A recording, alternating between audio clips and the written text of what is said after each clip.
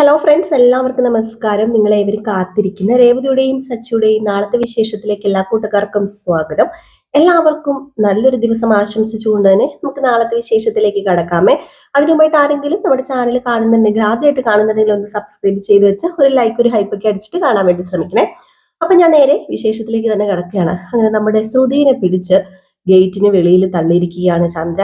ഇനി നീ ഈ വീടിന്റെ പടിയിൽ കാല് കുത്തിയ നിന്റെ കാല് ഞാൻ കത്തിക്കും, വെട്ടി ദൂരെ എറിയും, പച്ചക്ക് കത്തിക്കും എന്നൊക്കെ പറഞ്ഞ് എന്തൊക്കെയോ ചന്ദ്രയ്ക്ക് ദേഷ്യം വരുന്നതൊക്കെ വിളിച്ചു പറയുന്നുണ്ട്. നമ്മുടെ രവീന്ദ്രനാണ് സത്യം പറഞ്ഞ കരച്ചിൽ വരികയാണ് കേട്ടോ. സുധീനെ കണ്ടു കഴിഞ്ഞാൽ ആർക്കാണെങ്കിലും കരച്ചിൽ വരും. കാരണം സുധിയുടെ ആ ഒരു നിസ്സഹായ അവസ്ഥ, തന്റെ ഭാര്യ തന്നെ പറ്റിച്ചല്ലോ എന്ന് ഓർത്തിട്ട് നമ്മുടെ സുധി അങ്ങനെ പൊട്ടി കരഞ്ഞൊന്നും ആരും കണ്ടിട്ടില്ല ഇന്ന് രവീന്ദ്രൻ പറഞ്ഞതുപോലെ. പക്ഷേ നമ്മുടെ സുധിയുടെ കരച്ചിൽ സഹിക്കുന്നില്ല. ശ്രുതി അത്രമാത്രം സ്നേഹിച്ചിരുന്നു ശ്രുതിയെ. അങ്ങനെ നമ്മുടെ ചന്ദ്ര ശ്രുതിനെ വെളിയിൽ തള്ളിയപ്പോഴത്തേക്കും അവിടെ നിന്ന് നമ്മുടെ ശ്രുതിയും പൊട്ടിക്കരഞ്ഞുകൊണ്ട്, എന്നെ പറഞ്ഞയക്കരുത് പ്ലീസ്, ഞാൻ പറയുന്നത് നിങ്ങൾ എല്ലാവരും ഒന്ന് കേക്ക്, എന്നെ ഇവിടുന്ന് പറഞ്ഞയക്കരുത്, എനിക്ക് നിങ്ങളെ ആരെയും നഷ്ടപ്പെടുത്താൻ പറ്റില്ല, എനിക്ക് എന്റെ സുധിയുടെ കൂടെ ജീവിക്കണം, പ്ലീസ് പ്ലീസ് ആന്റി എന്ന് പറയുമ്പോഴത്തേക്കും, ഇറങ്ങിപ്പോടി, മിണ്ടിപ്പോകരുത്, നീ ഇനി ഇവിടെ ഇവിടെ നിന്ന് കഴിഞ്ഞാല് നിന്നെ പെട്രോൾ ഒഴിച്ച് കത്തിക്കുന്നൊക്കെ പറഞ്ഞിട്ട് ഭയങ്കരമായിട്ട് ദേഷ്യപ്പെട്ടിട്ട് നമ്മുടെ ചന്ദ്ര ഗേറ്റ് അങ്ങോട്ട് അടയ്ക്കുകയാണ്. അപ്പോഴത്തേക്ക് രവീന്ദ്രന്റെ ആ ഒരു സ്വഭാവമൊക്കെ അങ്ങ് മാറിട്ടോ. രവീന്ദ്രൻ ഇറങ്ങിയിട്ട്, ചന്ദ്രൻ നീ എന്താ ഈ കാണിക്കുന്നത്, അവളെ ഇങ്ങനെ ഇറക്കി വിടരുതേ എന്ന് പറഞ്ഞപ്പോഴത്തേക്കും, പിന്നെ അവളെ ഞാൻ എന്താ അകത്ത് കയറ്റി സ്വീകരിച്ച് ഞാൻ ഇരുത്താം, അത് അങ്ങനെ ഞാൻ അവളെ അകത്ത് കയറ്റി സ്വീകരിച്ചിരുത്തിയത് കൊണ്ടല്ലേ ഞാനിപ്പം ഇതൊക്കെ കേൾക്കേണ്ടി വന്നതും കാണേണ്ടി വന്നതും ഒക്കെ എന്നൊക്കെ പറഞ്ഞപ്പോഴത്തേക്കും, എടി ഇത് നിന്റെ കുറ്റം തന്നെയാ, നീ തന്നെയാ തെറ്റുകാരി, നിന്നെ കുറ്റം പറയത്തുള്ളൂ, നീ നാഴികയ്ക്ക് 40 വട്ടം പറയുന്നുണ്ടല്ലോ നീ കൊണ്ടുവന്ന് മരുമകളാണെന്ന്, അവളെ അതുകൊണ്ട് നീ തലയിലെടുത്ത് വെച്ചുകൊണ്ട് നടന്നു, അതവള് മുതലെടുത്തു, അത് തന്നെ. ഏതായാലും നീ അവളെ പറഞ്ഞയക്കാതെ ഇങ്ങോട്ട് കേറ്റ്, വീടിനകത്തേക്ക് കേറ്റ്. ഒരു തെറ്റ് ചെയ്തു പോയി അവള്, തെറ്റ് ചെയ്തെന്ന് ഓർത്തുകൊണ്ട് നമ്മുടെ മകന്റെ ഭാര്യയല്ലേ, അങ്ങനെ വിട്ടുകളയാൻ പറ്റുമോ എന്നൊക്കെ ചോദിച്ചു കഴിഞ്ഞപ്പോഴത്തേക്കും ചന്ദ്ര പറഞ്ഞു, ഇനി എന്റെ മകൻ അങ്ങനെ ഒരു ഭാര്യയില്ല, ഇനി എന്റെ മകൻ അങ്ങനെ ഒരു ഭാര്യ വേണ്ടെന്നേ, അതിന്റെ ആവശ്യമില്ലെന്നേ. മകന്റെ ഭാര്യ പോലും, എന്റെ മകനെ വേറെ ഭാര്യമാരെ ഇനിയും കിട്ടും, ഇനി അവളെ ഈ വീട്ടിൽ വെച്ചു പൊറപ്പിച്ച് കഴിഞ്ഞിട്ടുണ്ടെങ്കിൽ എന്റെ മകന്റെ തല അവള് തിന്നും, നോണ പറഞ്ഞ് അവൾ ഇല്ലാതാക്കും, വേണ്ട, ഇങ്ങനെ ഒരു മരുമോളും നമുക്ക് വേണ്ട രവിയേട്ടാന്ന്. അപ്പോഴത്തേക്കും രേവതിക്കും അങ്ങ് സ്വഭാവമൊക്കെ മാറിയിട്ടോ. രേവതി സച്ചോട് പറഞ്ഞു, അതെ, കാണിക്കുന്നത് അന്യായമല്ലേ സച്ചേട്ട വേണ്ട സച്ചേട്ട, എന്തിനാ വെറുതെ പ്രശ്നം ഉണ്ടാക്കുന്നത്, ഇത് ശരിയല്ല, ഇങ്ങനെ റോഡിലേക്ക് ഇറക്കി വിടാന്നൊക്കെ പറഞ്ഞാൽ എന്തിനും ഒരു തീരുമാനമൊക്കെ എടുക്കണ്ടേ, അവളും ഒരു സ്ത്രീയല്ലേ, എന്നെയാ ഇപ്പൊ ഇങ്ങനെ ഇറക്കി വിടുന്നെങ്കിൽ സച്ചേട്ടൻ നോക്കിക്കൊണ്ട് നിൽക്കുവോ? അപ്പോഴത്തേക്കും, നീ അങ്ങനെയൊന്നും പറയില്ല രേവതി, അവളുമായിട്ട് നീ താരതമ്യം ചെയ്യരുത്, അവൾ എവിടെ കിടക്കുന്നു, നീ എവിടെ കിടക്കുന്നു, പേരും കള്ളി, സത്യസന്ധത ആയിട്ട് ജീവിക്കുന്ന നമ്മളെ വെച്ചിട്ടൊന്നും അവളെ താരതമ്യം ചെയ്യാൻ പറ്റത്തില്ല എന്ന് പറഞ്ഞപ്പോഴത്തേക്കും, സച്ചേട്ട എന്താണെങ്കിലും നിങ്ങളുടെ ചേട്ടന്റെ ഭാര്യയല്ലേ, ഈ കുടുംബത്തിലെ മരുമകളല്ലേ, നാട്ടുകാർ എന്ത് വിചാരിക്കുന്നത്, അവൾ ഇറങ്ങിപ്പോയിട്ട് വല്ല കടുകയും ചെയ്തു കഴിഞ്ഞാല് ഇതിനൊക്കെ എന്തെങ്കിലും ഒരു തീരുമാനം നമ്മൾ സമീപനപരമായിട്ട് നമ്മൾ ചിന്തിച്ച നമ്മൾ ആ ഒരു രീതിയിൽ തീരുമാനം എടുക്കേണ്ടതല്ലേ, അല്ലാതെ എടുത്തു ചാടി ഒരു തീരുമാനം എടുക്കേണ്ട സച്ചേട്ടാന്ന് പറയുമ്പോഴത്തേക്കും നമ്മുടെ രവീന്ദ്രനും പറഞ്ഞു, രേവതി മോള് പറയുന്നതാണ് ശരി എന്ന് പറഞ്ഞപ്പോഴത്തേക്കും, ഇവിടെ ആര് പറയുന്നതും ശരിയല്ല, ഇവിടെ ഞാൻ പറയുന്നതാ ശരി, അവളെ ഈ വീട്ടിൽ കേറ്റത്തില്ല എന്ന് പറഞ്ഞുകൊണ്ട് അങ്ങോട്ട് തുടങ്ങി. നമ്മുടെ ചന്ദ്ര അമ്പിനും വില്ലിനും അടുക്കുന്നില്ല. അപ്പോഴത്തേക്കും സച്ചി എന്നിട്ട് സുധിയുടെ മുമ്പിൽ ചെന്നിട്ട്, എടാ നിന്റെ കഴിവുകേടും കൂടിയാ സത്യം പറഞ്ഞ ഇത്, നീ അതൊന്നും മനസ്സിലാക്ക, നിന്റെ ഭാര്യ നിന്നെ പറ്റിച്ചിട്ടുണ്ടെങ്കിൽ അത് നിന്റെ കഴിവുകേടാ, ഇത്രയും നാളായിട്ട് അവളുടെ കൂടെ നിന്നിട്ട് അവളെ നിനക്ക് മനസ്സിലാക്കാൻ പറ്റിയില്ലെങ്കിൽ അത് ആരുടെ കഴിവുകേടാടാ, അത് നിന്റെ കഴിവുകേട് തന്നെയല്ലേന്ന്. അപ്പോഴത്തേക്ക് സുധിയാണെങ്കിൽ മാറി പോകുന്നുണ്ടോ, നിങ്ങളല്ലേ ഇപ്പൊ ഇതെല്ലാം കണ്ടുപിടിച്ചോണ്ട് വന്നത്, എന്നിട്ട് ഇത്രയും പ്രശ്നമാക്കിയത് നിങ്ങളല്ലേ, എന്നിട്ട് ഇപ്പൊ അവളെ അകത്ത് കയറ്റാൻ നിങ്ങൾ പറയേണ്ട ആവശ്യമുണ്ടോ, അതിന്റെ ആവശ്യം എന്താന്ന്. അപ്പോഴത്തേക്കും സച്ചു പറഞ്ഞു, ഓഹോ അത് കൊള്ളാലോ, ഞങ്ങള് അവളുടെ കള്ളത്തരം പിടിച്ചോണ്ട് വന്നതേ നിന്റെ ജീവിതം നശിപ്പിക്കാനൊന്നുമല്ല, അപ്പൊ എന്താ അവള് ചെയ്ത കള്ളത്തരമല്ല ഇങ്ങനെ നിക്കണമായിരുന്നോ, നീ എന്താ സുധി പറയുന്നതെന്ന് ചോദിച്ചപ്പോഴത്തേക്കും ശ്രുതിക്ക് സത്യം പറഞ്ഞാൽ സമനില തെറ്റിയിരിക്കുന്ന ഒരവസ്ഥയാണ്. ഈ സമയത്ത് നമ്മുടെ ശ്രുതി ആകെപ്പാടെ തകർന്ന് തരിപ്പണമായി.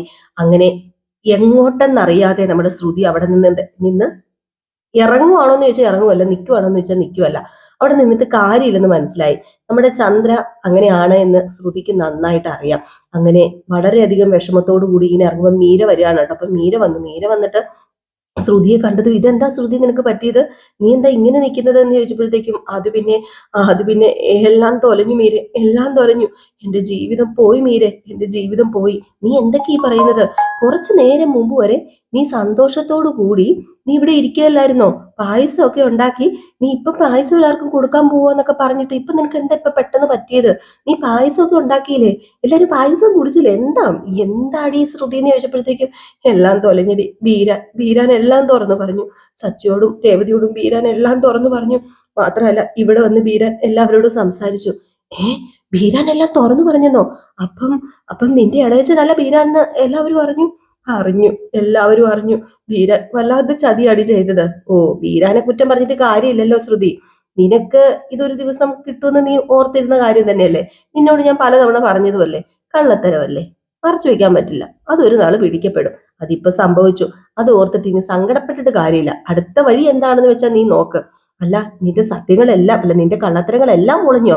നീ ഒരു കുഞ്ഞിന്റെ അമ്മയാണെന്നും ഒന്ന് വിവാഹം കഴിച്ചതാണെന്നും അറിഞ്ഞോ? അത് അതറിഞ്ഞിട്ടില്ല. എന്താ അതറിയണമെന്നാണോ ഇനി നിന്റെ ആഗ്രഹം? എന്റെ ആഗ്രഹം അതറിയണമെന്നൊന്നും അല്ല. എന്നാലും ഇനിയിപ്പോ എന്താണ് ചെയ്യുക? നിന്റെ അമ്മായിമ്മ എന്തു പറയുന്നു? എന്തു പറയാനാ? ആ പെണ്ണുമ്പുള്ള എന്നെ ആ വീട്ടിൽ നിന്ന് അടിച്ചിറക്കി വിട്ടടി. ഇനി എന്നെ മരുമകളായിട്ട് ആ വീട്ടിൽ അവർ കേറ്റില്ലെന്നാ പറയുന്നത്. ഓഹോ, അങ്ങനെയാണോ? അങ്ങനെയൊക്കെയാ. എങ്കിലും ഇതിനൊരു പരിഹാരം ഉണ്ടാക്കണം മീരെ. എനിക്ക് പറ്റില്ല എന്റെ സുഖിയില്ലാതെ ജീവിക്കാനോ ആ വീട്ടിൽ നിന്ന് ഇറങ്ങിപ്പോകാനൊന്നും എനിക്ക് പറ്റില്ല. ഞാൻ ഇത്രയും നാളും കെട്ടി ഉയർത്തിക്കൊണ്ട് വന്ന എന്റെ കൊട്ടാരോ ആ വീടും ആ വീട്ടിലുള്ളവരും അതുപോലെ എന്റെ ഭർത്താവൊക്കെ. എനിക്ക് പറ്റില്ല. ഇതെല്ലാം ഉപേക്ഷിച്ചു പോകാൻ എനിക്ക് പറ്റില്ല. അല്ല, നിന്റെ അടുത്ത പ്ലാൻ എന്താ? എന്തെങ്കിലും ഒന്ന് ചെയ്യണം, ഇല്ലെങ്കിൽ ശരിയാവില്ല. ഇതിങ്ങനെ തന്നെ മുമ്പോട്ടേക്ക് പോയാലേ ശരിയാവില്ല. എനിക്കറിയാം, അങ്കിളിന് എന്നോടൊരു സോഫ്റ്റ് കോർണർ ഉണ്ട്. അവിടെ കയറി പിടിക്കണം. അതാ ഇനി ചെയ്യേണ്ടത്.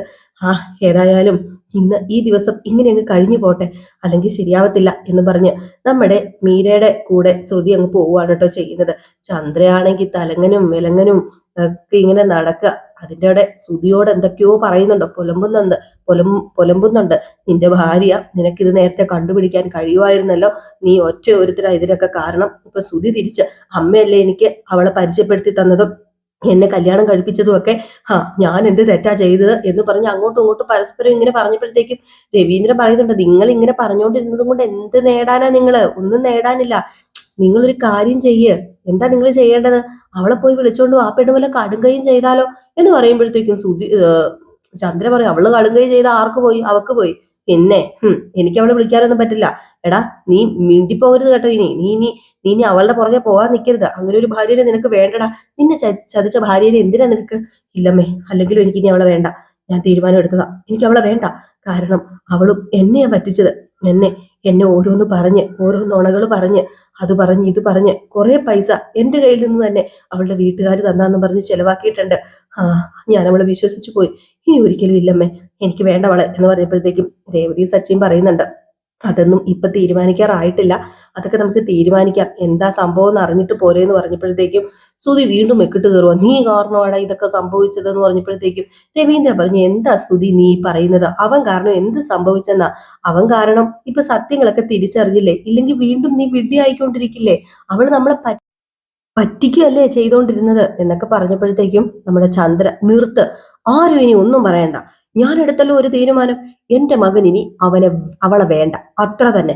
അല്ലേ സുധി എന്ന് പറഞ്ഞപ്പം, അതെ അമ്മേ, എനിക്കിനി വേണ്ട, എനിക്കിനി വേണ്ട എന്ന് തന്നെ സുധി ഇങ്ങനെ ആ ഒരു നിലപാടിൽ തന്നെ ഉറച്ചു നിൽക്കുകയാണ്. അപ്പം സച്ചി പറയുന്നുണ്ട്, നീ ഇതോർത്ത് ദുഃഖിക്കും, പിന്നെ നീ ദുഃഖിക്കും. നീ അമ്മ പറയുന്നതെല്ലാം കേട്ടനുസരിച്ച് നിന്ന ഇപ്പൊ നീ കുഴിയിൽ ചെന്ന് ചാടിയത്. ഇതോർത്ത് നീ ദുഃഖിക്കൂടാന്ന് പറയുമ്പോഴത്തേക്കും ചന്ദ്ര, ഇതിൽ കൂടുതൽ എന്ത് ദുഃഖിക്കാനാ? എന്റെ മകനെ അവളെക്കാളും നല്ല ഭാര്യനെ കിട്ടും, എനിക്കറിയാം എന്നൊക്കെ പറഞ്ഞിട്ട് സുധീനെ വിളിച്ചോണ്ട് ചന്ദ്ര അങ്ങ് പോവുകയാണ് കേട്ടോ. ഇത് കഴിഞ്ഞപ്പോഴത്തേക്കും നമ്മുടെ സച്ചി ചോദിച്ചു, അച്ഛാ ഇനിയിപ്പോ എന്താ ചെയ്യേണ്ടത്? ഇനിയിപ്പോ എന്ത് ചെയ്യാനാ? ഏതായാലും ഇന്നത്തെ ദിവസം ഇങ്ങനെ അങ്ങ് പോട്ടെ. അവളേതായാലും കടുങ്കൈ ഒന്നും ചെയ്യത്തില്ല. കാരണം അവളുടെ ഹൃദയം അത്രയ്ക്ക് കഠിനം തന്നെയാ. അതുകൊണ്ട് കടുങ്കൈ ഒന്നും ചെയ്യാൻ പോകുന്നില്ല. അതോർത്ത് നമ്മള് സമാധാനക്കേട് വേണ്ട. പിന്നെ നാളെ എന്താന്ന് വെച്ചാൽ നമുക്ക് ചെയ്യാന്നൊക്കെ പറയാം. ഇതേ സമയം പിന്നെ കാണിക്കുന്ന നമ്മുടെ ചന്ദ്ര നേരെ ഭാമയുടെ അടുത്തേക്ക് ചെല്ലുകയാണ്. ഭയങ്കര ദേഷ്യത്തോടു കൂടിയാ ചെല്ലുന്നത്. അങ്ങനെ ഭാമ വാതിൽ തുറന്നു, കേറി വാ ചന്ദ്രയെന്ന് പറഞ്ഞു. എന്ത് പറ്റിയിട്ട് നിന്റെ മുഖത്ത് വല്ലാത്തൊരു ക്ഷീണം എന്ന് ചോദിച്ചപ്പോഴത്തേക്കും, എങ്ങനെ ക്ഷീണം ഉണ്ടാകാതിരിക്കും? നീ ഒരെണ്ണത്തിനെ അങ്ങോട്ട് പറഞ്ഞയച്ചില്ലേ, ഒരു ആറ്റം ബോംബിനെ. ആറ്റം ബോംബോ? നീ എന്താ ഈ പറയുന്നത്? അവളില്ലേ ആ ശ്രുതി, പേരും കള്ളി. നിന്റെ പ്രിയപ്പെട്ട മരുമകളല്ലേ ശ്രുതി, അവളെങ്ങനെ പെരുങ്കള്ളിയാകും? എടി, നീ അറിഞ്ഞില്ലല്ലേ, നിന്നോട് പറയാടി ഞാൻ കഥയൊക്കെ എന്നും പറഞ്ഞ് ഈ കഥയെല്ലാം കൂടെ നമ്മുടെ ഭാമേനെ അങ്ങ് പറഞ്ഞു കേൾപ്പിച്ചു. ആമ ഇത് കേട്ടപ്പം കൈ വെച്ച് പോയിട്ട് വായില്, എന്റെ ദൈവമേ, ഇതെന്തൊരു പെണ്ണായത്. അപ്പൊ അവള് മലേഷ്യക്കാരിയല്ലേ? മലേഷ്യക്കാരിയല്ല, ഒരു കൂലേഷ്യക്കാരിയല്ല. അവൾ ഏത് കാര്യാന്ന് ആർക്കറിയാം. എന്റെ വീട് മുടിപ്പിക്കാൻ വന്നവൾ അവള്. പേരും കള്ളി, പേരും കള്ളി, പേരും കള്ളി. നീ കാരണമല്ലേടി അവൾ എന്റെ വീട്ടിലേക്ക് വന്നപ്പോ? ഞാൻ കാരണോ? എന്താ ചന്ദ്ര ഈ പറയുന്നത്? ഞാൻ എന്ത് ചെയ്തു? ഞാൻ എന്തെങ്കിലും ചെയ്തോ? നിന്നെ ഞാൻ അവളെ പരിചയപ്പെടുത്തി തന്നതല്ലേ ഉള്ളൂ. നീയല്ലേ അവളെ മരുമകളായിട്ട് സ്വീകരിച്ചതും ബാക്കി കാര്യങ്ങളൊക്കെ തിരക്കിയതും. എനിക്കറിയായിരുന്നോ അവള് മലേഷ്യക്കാരിയാണെന്ന്? ഞാൻ നിന്നോട് പറഞ്ഞു അവള് മലേഷ്യക്കാരിയാണെന്ന്? ഇല്ലല്ലോ. അപ്പോഴത്തേക്ക് നമ്മുടെ ചന്ദ്ര, നീയല്ലേ നാഴിക്ക് 40 വട്ടം പറയുന്നത് ഞാൻ ഉണ്ടാക്കി തന്ന മരുമകള, അതുകൊണ്ട് അവള് നല്ലത്, സൂപ്പർ എന്നൊക്കെ. അത് പിന്നെ നീയല്ലേ നിന്റെ മരുമകളെ കുറിച്ച് നാഴിക്ക് 40 വട്ടം സൂപ്പറാ സൂപ്പറാ സൂപ്പറാ എന്ന് പറയുന്നേ. അപ്പൊ പിന്നെ ഞാൻ അത് കേട്ടിട്ട് അങ്ങ് പറയുന്നു, അത്ര തന്നെ. ഇനിയിപ്പം എന്റെ തലയെ കൊണ്ട് കുറ്റമൊന്നും വെച്ചിട്ട് യാതൊരു കാര്യമില്ല. എന്നിട്ട് എന്തിയേ നിന്റെ പുന്നാര മരുമകള്? അവളെ ഞാൻ വീട്ടിൽ നിന്ന് ഇറക്കി വിട്ടു. ഇറക്കി വിട്ടെന്നോ? അവളെ ഞാൻ വീട്ടിൽ നിന്ന് ഇറക്കി വിട്ടു. ഇനി അവളെ എനിക്ക് വേണ്ട എന്നൊക്കെ പറഞ്ഞ് അവിടെ കിടന്ന് തകർത്താടുന്നുണ്ട് കേട്ടോ നമ്മുടെ ചന്ദ്ര. ഏതായാലും ഇനി കാത്തിരുന്ന് തന്നെ കാണാം എന്താ സംഭവിക്കാൻ പോകുന്നതെന്ന്. അപ്പം ഇന്ന് നമ്മൾ പറഞ്ഞിരിക്കുന്നത് പ്രേമവിശേഷമാണ്. നാളെ വരാനിരിക്കുന്ന കഥയാണ്. അടുത്ത വിശേഷവുമായിട്ട് കാണാം. ലൈക്ക് ചെയ്യാനും ഹൈപ്പ് ചെയ്യാനും മറക്കരുത്. എല്ലാവർക്കും Tata, bye bye, thank you.